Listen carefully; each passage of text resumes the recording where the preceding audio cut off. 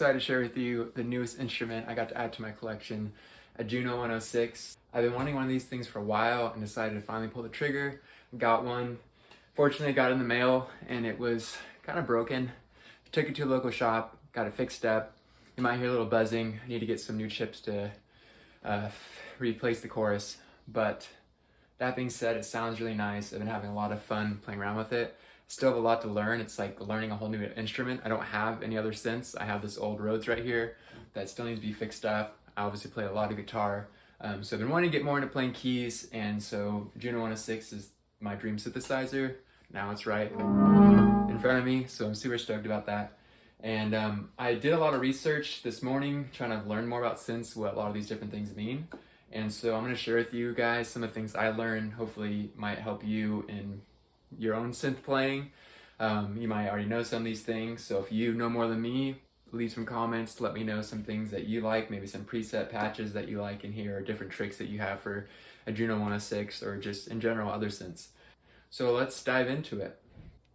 So the Juno-106 came out in, I believe, 1984, maybe 1985. It was on a lot of your favorite songs from that time period, and a lot of artists today, from The Weeknd to Still Woozy to Tame Impala, Charlie Puth, all types of genres still use a synth just because it has such an awesome sound and has so much versatility.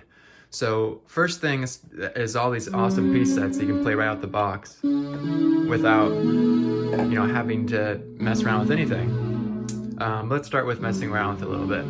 So here we have LFO, which stands for low frequency oscillator, I learned today.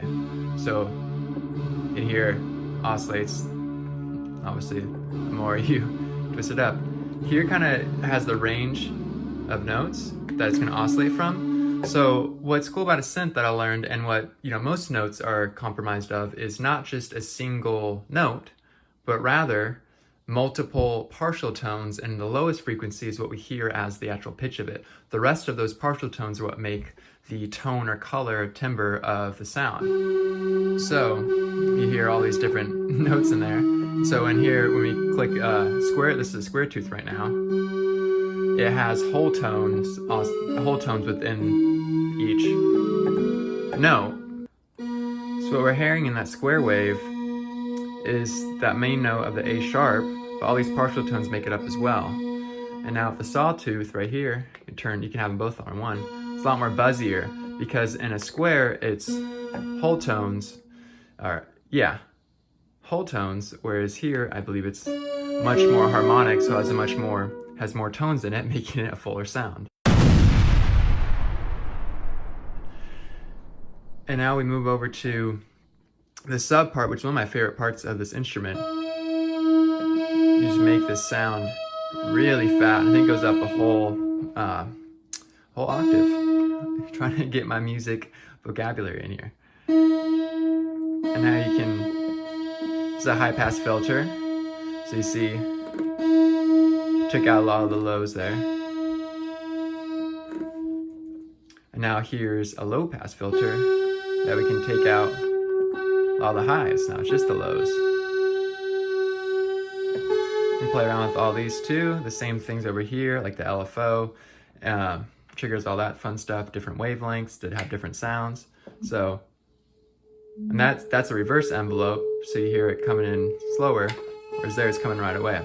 So learn a lot about envelopes today too, which I'll get to in a moment. VCA, this is voltage controlled amplitude amplifier, something like that, I believe. Have the note somewhere. But that just controls how much volts are actually going to it before it cuts it off. Now the envelope, A is for attack. You might have seen this a lot in compressors, where that's a quick attack, bring it up, slow. See how much slower it's getting there? Middle. And decay is the decay, where at the point where it reaches the pinnacle of the attack, and then decays down. Sustain determines how long it's going to sustain for after that. And the release is how long it's going to, after sustain, ultimately fade. So you turn this up all the way, it pretty much goes forever. So I'm not holding the note down, still going. I turn it down, off. So a little bit, a little more. And also, the one thing that makes the Juno really iconic is its chorus features. So it has really cool. So here's with off. You can hear the buzzing went away.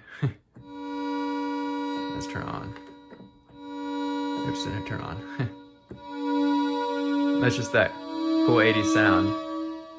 Now we go to the second one. It's a little bit fatter. I kind of like the first one better, actually.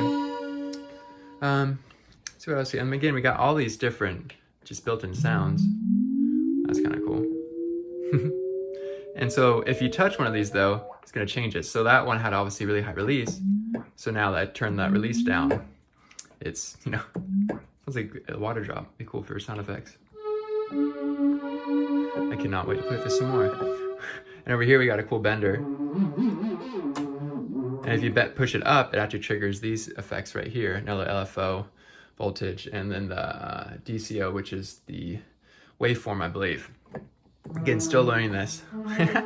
And the, how do you pronounce that? Portamento, that is like almost a glide. So if I go here to here, see how it glides up to it? And then you go to manual, where you just create one straight from scratch. So whatever's up here is 100% what it's doing.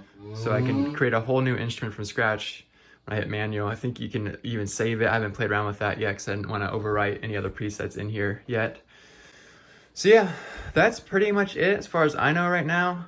There's obviously so much more to learn and play around with this. Again, if you have one of these or other synths, I'd love to have any advice or any tips you guys have with this. I'm definitely more of a guitar player and songwriter more than a keyboard player, but I want to get into playing keys and have a lot more fun with this. So yeah, that's pretty much it as far as I know so far from playing around with this. I'm excited to play around with it a lot more, start using it in production and in covers I do and all that fun stuff.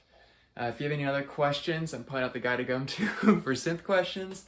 But if you do have a question, I'd love to hear it, so then maybe I can find the answer and help figure out how to apply it to my own music too. So we're all in this together, we're all trying to learn, we're all trying to get better, have fun making music, and that's what it's really all about. And so I'm really, really excited for this new toy, get to play around with it, and see what all I can create. So see you guys next time.